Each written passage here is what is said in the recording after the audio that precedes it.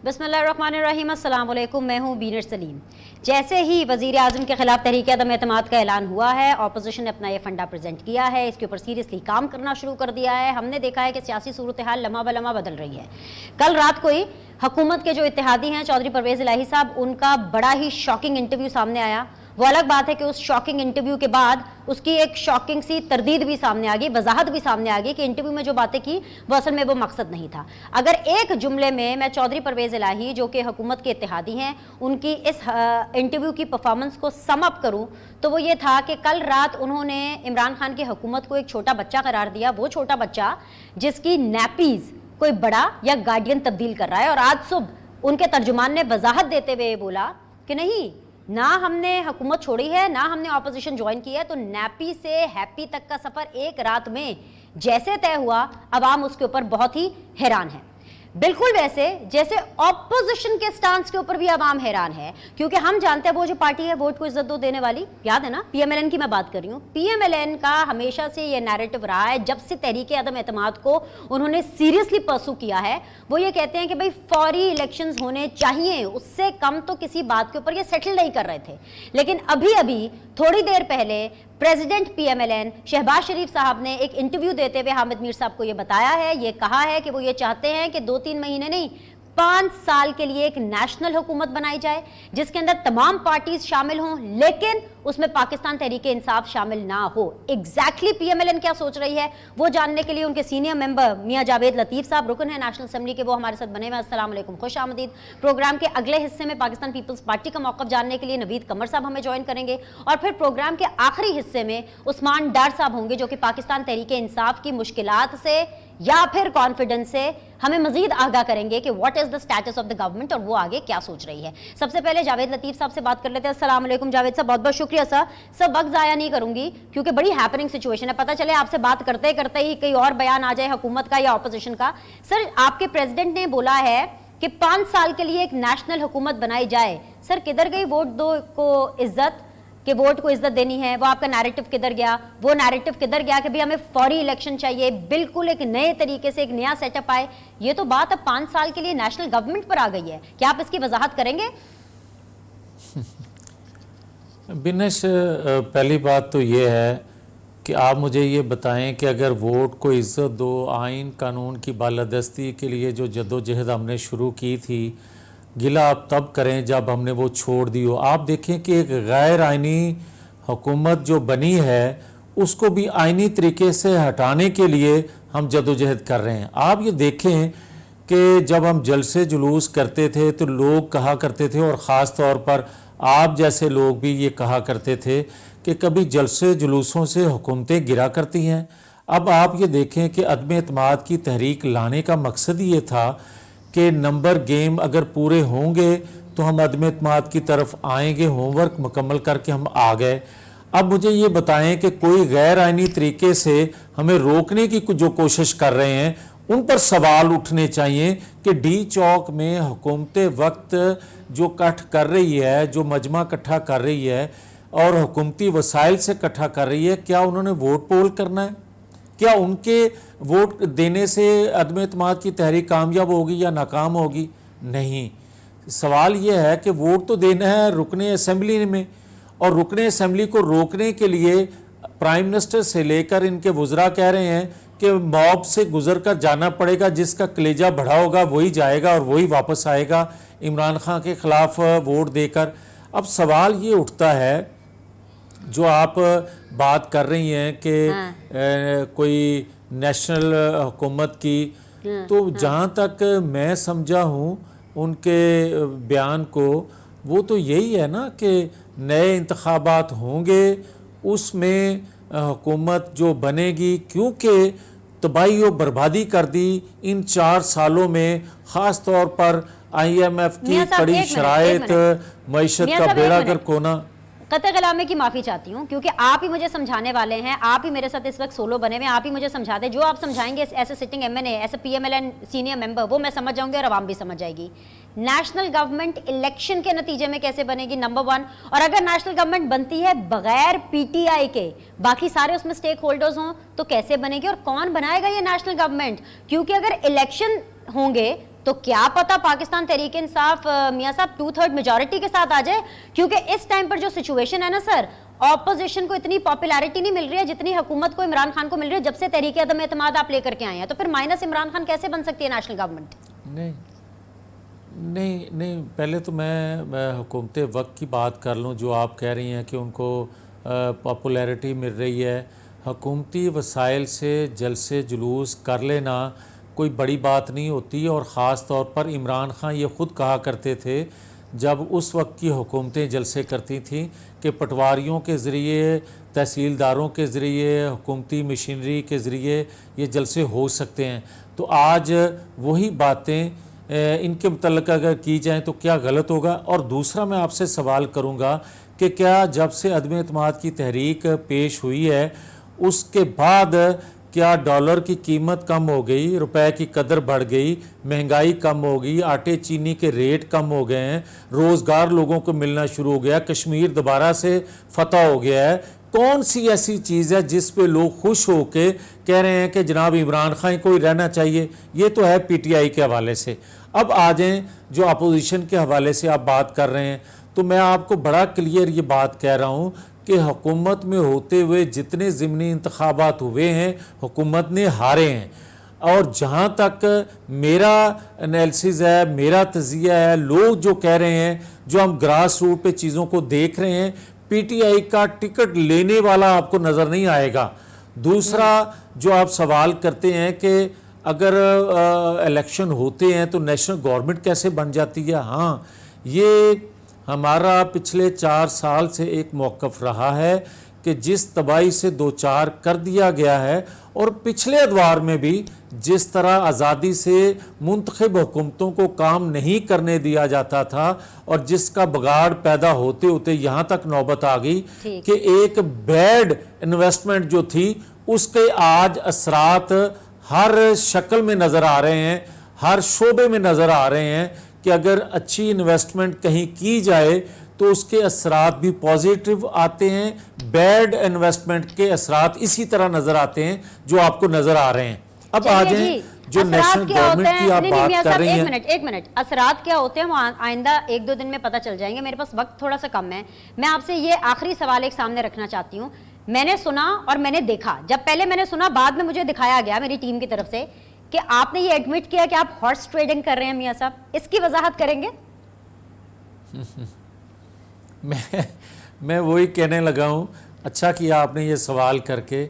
आप मुझे ये बताएं कि एक गैर आइनी हुकूमत बन गई, 2018 के इंतखाबात चुरा लिए।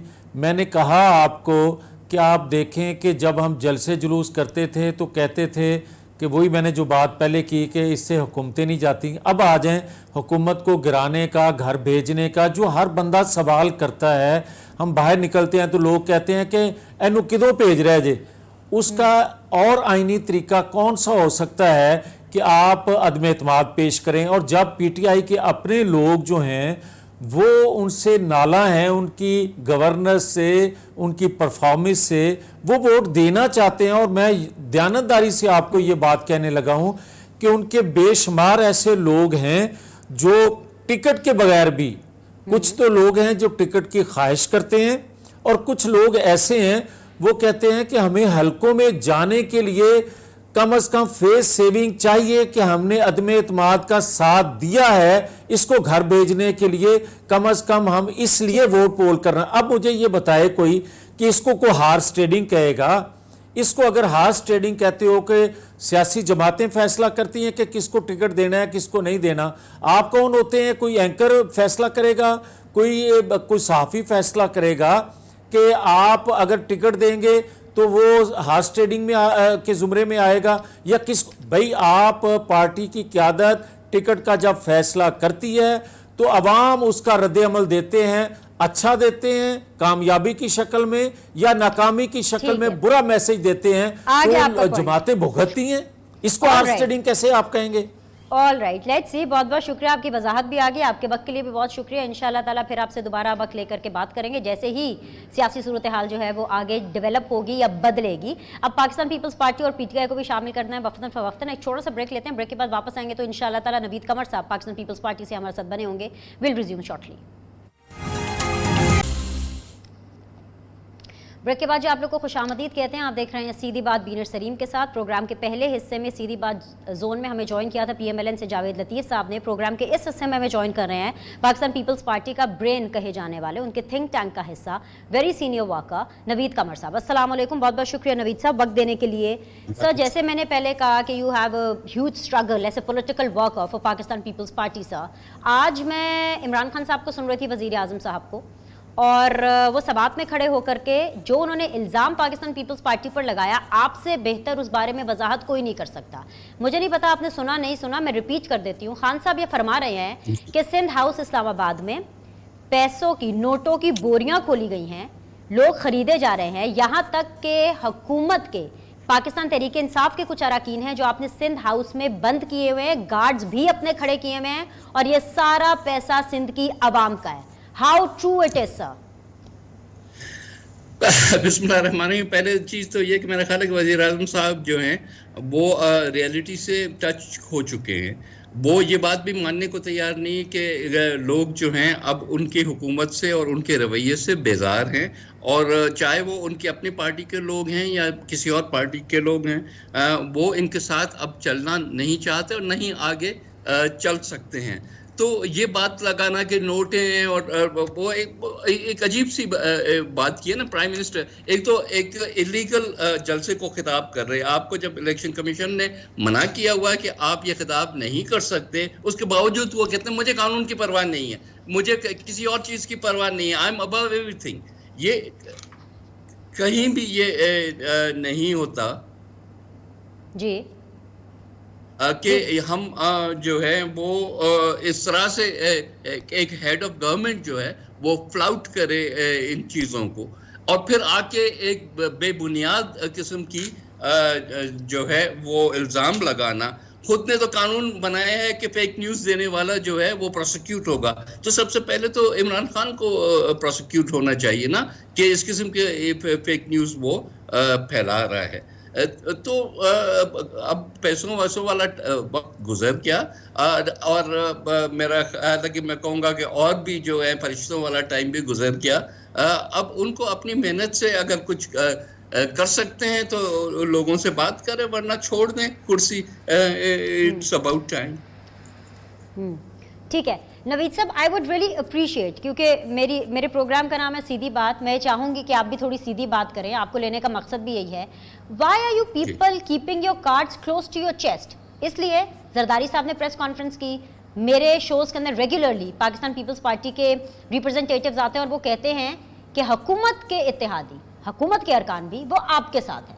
ठीक है, शेख रशीद साहब आज ये कह रहे थे कि आप देखेंगे आहिस्ता आहिस्ता हुकूमत के जो इत्तेहादी है वो प्रेस कॉन्फ्रेंस करके बताना शुरू कर देंगे कि वो हुकूमत के साथ ही खड़े हैं। अगर आप अपने दावे पर कायम हैं तो ये चीज़ें आप स्पिल आउट क्यों नहीं कर रहे हैं, मतलब वाजे क्यों नहीं कर रहे हैं? MQM अगर आपके साथ है, कितने लोग हैं, क्या मांग है, क्या डील हुई? डोंट यू थिंक सो कि this is the right time to say everything what is happening इस तहरीक अदम एतमाद को लेकर के, और आपके पास क्या है? देखिए, पहली चीज़ तो ये कि ये मत भूलें कि हमने तो जो करना था हमने मोशन डाल दिया है। We have set the ball rolling. अब तो हुकूमत और स्पीकर पे है ना, वो क्यों घबरा रहे सेशन कॉल करने से?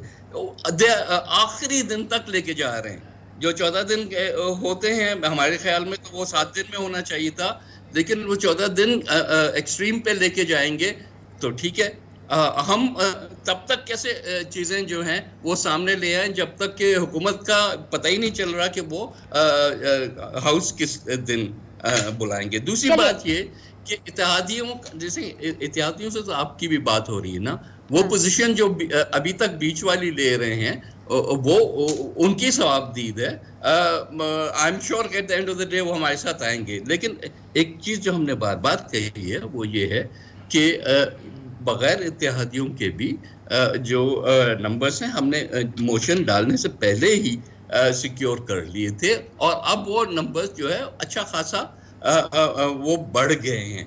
तो regardless what position they take at the end of the day, ये जो तहरीक है इंशाल्लाह कामयाब होगी, और कानूनी आईनी तरीके से कामयाब होगी। इनकी तरह नहीं कि हम लोगों को बीच रास्ते में खड़ा करेंगे ताकि वो आपको गले से पकड़ के या हाथ से पकड़ के हाउस में ना आने दे। ये मैनिफेस्टली एक इलीगल, यही वाली चीज नवीद साहब, एक मिनट, अवाम पकड़ लेती है, लोग पकड़ लेते हैं, गले से पकड़ लेते हैं, हाथ पकड़ लेते हैं, नहीं आने देंगे।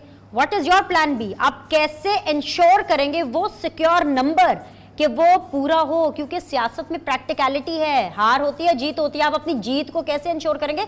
नंबर आपने पूरे करने हैं। खान साहब तो आज भी कह रहे हैं कि आप नंबर पूरे नहीं कर पाएंगे। How will you ensure that? I know पहली चीज ये बिनेश, यू नो कि कॉन्स्टिट्यूशनली हमें भी इल्म है कि नो कॉन्फिडेंस हमने मूव किया। 172 प्लस जो मेंबर्स हैं वो हमने प्रोड्यूस करने हाउस में।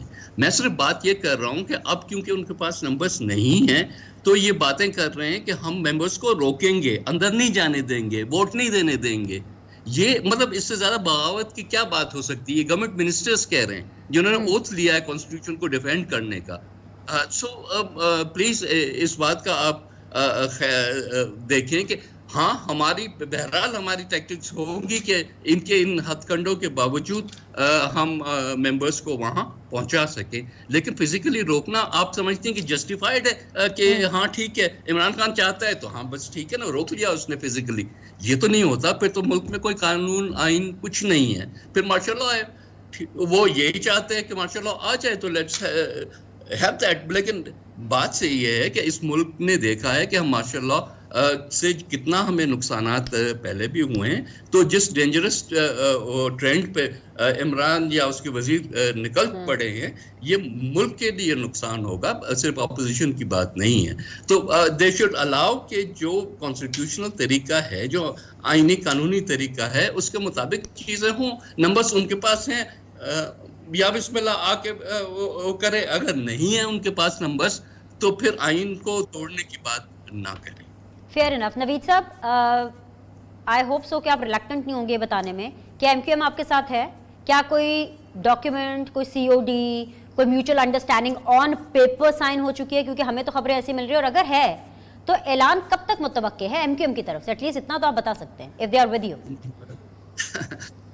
पहले चीज तो है कि आप कह रहे हैं एमक्यूएम कब ऐलान करेगी, वो एमक्यूएम ही बता सकती है ना, मैं तो नहीं बता सकता। हाँ, हमारी डिस्कशन जरूर हुई है और जो एमक्यूएम ने बाय एंड लार्ज डिमांड्स दी हैं हमें, वो प्रोविंशियल गवर्नमेंट से रिलेट करती है, प्रोविंशियल इश्यूज से रिलेट करती है, और उस पे हमने उनसे बिल्कुल अग्री कर लिया है कि हमें कोई एतराज नहीं है इन पॉइंट्स पे। A lot of things are common points जो कि ओवरऑल सिंध के फायदे में है, तो उस पे हमें क्यों एतराज होगा? अच्छा, one final question sir, one final question, and it has nothing to do with the current तहरीक-ए-अदम-ए-एतमाद, it has to do with the overall politics. क्योंकि आप एक पुरानी डेमोक्रेटिक पॉलिटिकल पार्टी से बिलोंग करते हैं, एक वो पॉलिटिकल पार्टी जिसकी जद्दोजहद है, और मुझे बार बार कहने की जरूरत नहीं, हर आवाम जानती है, आपके मुखालिफिन भी जानते हैं कि पीपल्स पार्टी की कितनी जद्दोजहद है। Sir, as a politician Naveed Qamar sahab, do you think so कि ये क्या एक अच्छी सियासी मूव है कि पाकिस्तान पीपल्स पार्टी इमरान खान को अगले इलेक्शन के अंदर एज एन ऑपोजिशन उतारे? क्योंकि अगर तहरीक-ए-अदम-ए-एतमाद हो जाता है, अगर मैं आपकी बात मान लूं और आप जीत जाते हैं और इमरान खान घर चले जाते हैं, तो एज एन ऑपोजिशन अगले इलेक्शन में जाएंगे, आप लोग को क्या मिलेगा? क्योंकि फेडरल के अंदर आप तो शहबाज शरीफ को लाना चाह रहे हैं as a prime minister. What will Pakistan Peoples Party get, and how do you know and what do you expect कि अगर इमरान खान साहब एक सिंपैथी कार्ड खेलते हैं कि देखो जी इन्होंने मुझे निकाल दिया, और अगले इलेक्शन में 2/3 मेजॉरिटी लेकर के आ जाते हैं, तो क्या ये पाकिस्तान पीपल्स पार्टी की तरफ से अच्छी सियासी मूव है सब करने की? क्या बिगड़ जाता अगर 1 साल आप पूरा करने देते? क्या बिगड़ जाता? ठीक है, पहली चीज तो ये कि इमरान खान साहब इस पे जो है वो ख्वाब तो देख सकते हैं कि अगले इलेक्शन में 2/3 मेजॉरिटी लेके आएंगे। जो परफॉर्मेंस है उनका, जो अवाम बेजार है उनसे, उससे तो जो है वो एक अपनी प्रेजेंस ही उनका नेक्स्ट इलेक्शंस में दिखा देना बड़ी बात होगी। So I we have no issues with that. बाकी पूरा टर्म कंप्लीट क्यों नहीं करने देते? क्योंकि उनकी पॉलिसीज जो है ना, डे टू डे बेसिस पे हमारी इकोनॉमी, कम से कम मेरी जो असेसमेंट है इकोनॉमी की, वो किसी भी गवर्नमेंट के लिए संभालना बड़ी मुश्किल हो गई। और जितना टाइम ये गुजार रहे हैं इस पोजीशन में, इनको ना समझ है, ना इनके पास कोई कंसिस्टेंसी है।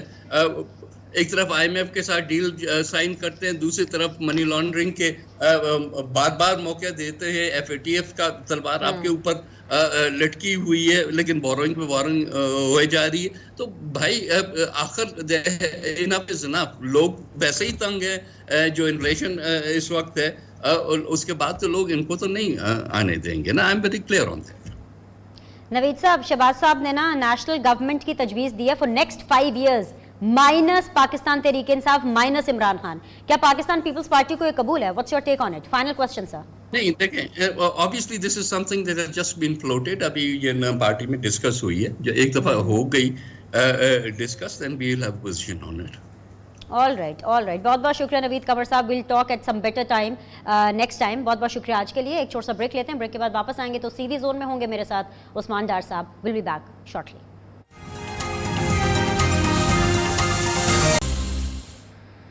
ब्रेक के बाद आप लोग को खुशामदीद कहते हैं। आप देख रहे हैं सीधी बात बीनर सलीम के साथ, और इस टाइम पर इस सेगमेंट में सीधी बात जोन में मेरे साथ हैं जी the very famous dynamic Usman Dar sahab. अस्सलाम वालेकुम डार साहब।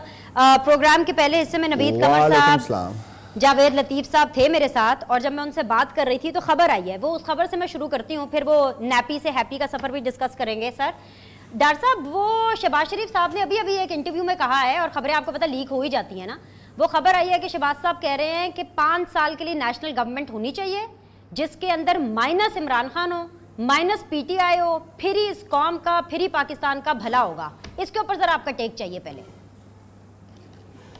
देखिए बिनिश, आपके सवाल पे आने से पहले पाकिस्तानियों, मुझे दिली तौर पे खुशी है कि मैं बिनिश सलीम के प्रोग्राम में हूँ। माशाल्लाह ऐसे ताबड़तोड़ हमले करती हैं और ऐसे ज़बरदस्त सवालात करती हैं, बड़ी माशाल्लाह हमारी ये शोला बयां एंकर हैं, तो मुझे बड़ी खुशी है।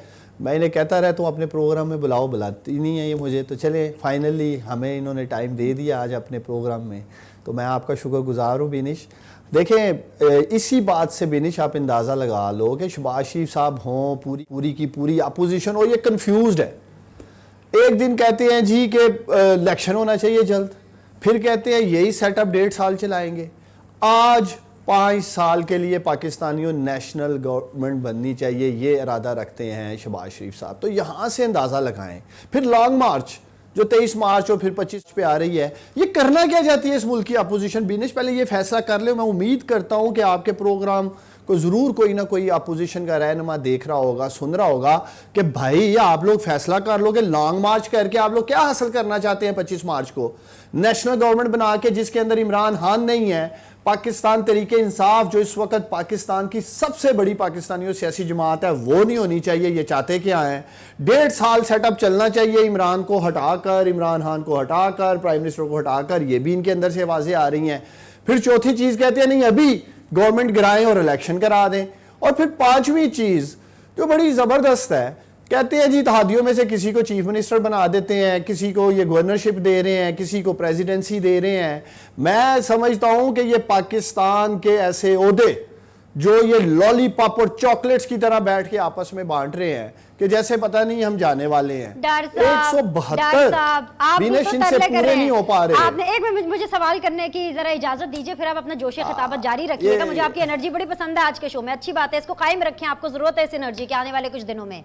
वो इत्तेहादियों से मुझे याद आया कि वो कह रहे हैं कि आप वो बच्चा है जिसकी नैपियां जो है कोई बड़ा और गार्डियन बदलता है, अब आपको गोद से उतारना चाहिए, खुद चलना चाहिए। मतलब उस्मान डार साहब, नैपी, बच्चा, ये सब सुनना था उस्मान डार ने, ये सब सुनना था पाकिस्तान तहरीक इंसाफ ने और वजीर आजम इमरान खान ने, और इसके बावजूद उन इत्तेहादियों से तरले मिन्नतें आपके जा रही है। ये सुनने से बेहतर है कि उनको आप खुद अलग करें, खुद निकालें आप उनको बाहर। Come on, you are from PTI, आप लोग के अंदर तो गट्स हैं बड़े ज्यादा। देखिए पहले तो ऐसा बंद गली में ले आया मेरा लीडर आपका प्राइम मिनिस्टर इमरान खान बिनिश, ऐसी बंद गली में ले आए हैं कि बचपन की नैपियां भी याद आ गई हैं इन्हें, और हैप्पी हैप्पी जो आप बात कर रहे हैं। अब ये ऐसी तहरीके अदम एतमाद नामी हड्डी है बिनिश, और पाकिस्तानियों ना इस मुल्क की अपोजिशन वो हड्डी निगल पा रही है ना ही उगल पा रही है। कभी वहां जा रहे हैं, कभी यहां जा रहे हैं, कभी मुख्तलिफ स्टेटमेंट्स आ रही हैं। तो ये जो आप मुझसे कह रही थी ना नैपी, जब किन पार्टियों में से ये आवाज आ रही है पाकिस्तानियों बच्चों की, नैपियों की? क्योंकि इन दोनों जमातों की, पीपल्स पार्टी की, आपके इत्तेहादी चौधरी परवेज इलाही साहब, लोग हैं, वो सारे बच्चे हैं बेचारे। No other parties. Usman Dar Chaudhry sahab only भी। Chaudhry sahab, Chaudhry Pervaiz Elahi, one man army. देखिए चौधरी साहब का मैं बड़ा एहतराम करता हूँ, वो हमारे इत्तेहादी भी हैं माशाल्लाह, बड़ी मजबूरी है, मजबूरी है आपकी, आपने मजबूरी अच्छा आजकल किया। ये नहीं, जी। लेकिन आपने बड़ा अच्छा किया। देखिए आपने बड़ा अच्छा किया। पाकिस्तानियों वोट की भीख मांग रहे हैं, 172 पूरे नहीं थे तो निकले क्यों थे तरीके थे एतमाद करने? अब चौधरी साहब को कह रहे हैं आपको पंजाब का वजीर आला बना देते हैं, फलाने को गवर्नर बना देते हैं। कोई रोड मैप नहीं था, कोई होमवर्क नहीं था इस अपोजिशन का। इन्होंने सिर्फ एक रंगबाजी की है। एक वर्ड है रंगबाजी करना, कि जैसे पता उस्मान नहीं आप ताश बना के रहे हैं सारे चौधरी पत्ते परवेज इन्होंने इलाही पकड़े को हैं। वजीर इन्होंने आला अभी पंजाब। तक उनके ना सड़कों पे बैनर ये लगे हुए हैं। और फैसला मजे की बात पता क्या है प्राइम डॉक्टर साहब, मिनिस्टर- एक मिनट, मजे की बात पता क्या है, एक ही बैनर के ऊपर ना पूरी पार्टी आ गई है। उन्होंने तो बैनर भी लगा दिए, इतना खर्चा किया, खैर मुझे नहीं पता किसने लगाया, लेकिन खर्चा तो हुआ है ना बैनर्स पे। वो तो तैयार है वजारत आला लेने के लिए, चाहे आप दें चाहे ऑपोजिशन दे। वो ये कह रहे हैं कि अगर वजारत आला मिली तो मैं सबकी खामियां शिकायतें दूर कर दूंगा, तो आप दे दें उनको वजारत आला। देखें पंजाब में वजारत आला की तब्दीली होगी नहीं होगी, हतमी फैसला पाकिस्तानियों प्राइम मिनिस्टर इमरान खान करेंगे। अगर पंजाब में वजीर आला की तब्दीली की जाती है, कौन अगला वजीर आला होगा ये भी फैसला प्राइम मिनिस्टर इमरान खान करेंगे, और वो फिर कोई भी हो सकता है। और मैं समझता हूँ जिसको भी अनाउंस करेंगे प्राइम मिनिस्टर इमरान खान, सारी पार्टी, सारे MPA, सारी जमात, इवन इत्तेहादी, हम सब उनके साथ खड़े होंगे। देखिए अगर अभी तक इन्होंने पत्ते जो बार बार कहते हैं जी कार्ड्स हमारे पास हैं बिनेश, तो अभी तक क्यों नहीं बैठ के ये प्रेस कॉन्फ्रेंस कर रहे? जरूर प्रेस कॉन्फ्रेंस करें, उन ताश के पत्तों को साथ बैठाएं, कौम को दिखाएं कि इनका लेकिन जमीन हमने उस्मान, आपके पाकिस्तान में इत्तेहादी जगाया ये भी है, तो नहीं कह ये रहे वो ना, जागे तो हुए आपके साथ जमीन खड़े हैं। आपके सामने पेश कर रहे हैं हम। MQM कौन चली गई से? है आपके इत्तेहादी भी ये भी तो नहीं कह रहे ना वाज़ेह तौर पर कि वो हुकूमत के साथ खड़े हैं। MQM तो चली गई है पीपल्स पार्टी के साथ। देखिए पहले ये समझने की जरूरत है बिनेश, और आप मेरी बात से इत्तेफाक भी करोगी कि 172 तो इन्होंने पूरे करने हैं, हम तो हुकूमत में बैठे हैं, हमने तो नहीं है कोई पूरे करने, ये हमारे हो गए इत्तेहादी नहीं है। अब ये 172 लेने के लिए इत्तेहादियों को तो शामिल करेंगे ना, तो लगाएं जोर। पूरे हो गए बंदे, मैं आपको बता रही हूँ, बल्कि 174 हो गए ये तो, गोल्डन नंबर क्रॉस कर लिया। इसी तरह पाकिस्तानियों इन्होंने सेनेट इलेक्शन में यूसुफ रजा गिलानी को जितवाकर बंदे पूरे किए, और वो सारे के सारे जो जमीर जगाए गए थे यूसुफ रजा गिलानी के इलेक्शन में, अगले दिन ही मेरे लीडर ने, मेरे प्राइम मिनिस्टर ने, आपके प्राइम मिनिस्टर ने इत्तेमाद का वोट लेके सबको दिखा दिया। बिल्कुल वैसे अभी भी यही होने जा रहा है। संजरानी साहब को आपने अभी चेयरमैन भी सेनेट यही होने जा बनाया, रहा है। तहरीक अदम एतमाद आपने नाकाम कराई। एक तरीका है, आखिरी मेरे पास मिनट है, बस आखिरी छोटी सी गुजारिश सुन ले, फिर आपको कमेंट लेती हूँ। एक ही तरीका है, मुझे आपसे वादा लेना है दिनेश, मुझे आपसे वादा लेना है। घेराव कर लिया, आप पूरी आप जीत सकते हैं। 27 मार्च को आप इस्लामाबाद में होंगी। 27 मार्च को आप खुद चश्मे फल्क जो नज़ारा देखने जा रहा है इस्लामाबाद में, लाखों का मजमा, पाकिस्तानियों बीनी सलीम भी होंगी, ये रिकॉर्ड करेंगी और मैं खुद इनको इंटरव्यू दूंगा वहां। आपने आना है, वादा करें। ये जो चूरन बेच रही थी ना पाकिस्तान की अपोजिशन, अगर 172 आपके पास पूरे नहीं हुए तो लाखों नहीं चाहिए, सिर्फ 172 वो तो अपोजिशन ने करने हैं बेनिश, वो अपोजिशन ने करने हैं, उस्मान डार ने या गवर्नमेंट ने नहीं करने हैं। इनको भागने दो, इनको भगा कर अगर इत्तेहादी टूट गए डॉक्टर साहब तो फिर आपने भी करने हैं ऐसा। देखे इस वक्त तो पाकिस्तानियों इस्लामाबाद की रोडों पे अपोजिशन की दौड़े लगी हुई हैं, कभी यहां जाते हैं कभी वहां जाते हैं। कम से कम मुझे फख्र है मेरा लीडर नोटों के बैग लेके कहीं नहीं जा रहा। जमीर फरोशी का बाजार इस आसफ अली जरदारी, फजल रहमान और शबाज शरीफ ने इस मुल्क में गर्म कर रखा है। ये भी मीडिया नोटिस ले। All the best, I will see you in Islamabad very soon. All the best जी। आज के लिए इतना ही, बड़ा जबरदस्त प्रोग्राम रहा। डॉक्टर साहब के साथ हमेशा ही मजा आता है उनकी जोश खिताबत को सुनकर। जावेद लतीफ साहब का भी शुक्रिया, नवीद कमर साहब का भी शुक्रिया। सब कुछ ठीक रहा तो इंशाअल्लाह ताला मंडे को नेक्स्ट वीक मैं आपकी खिदमत में हाजिर होंगी, same time same channel. Look after yourself.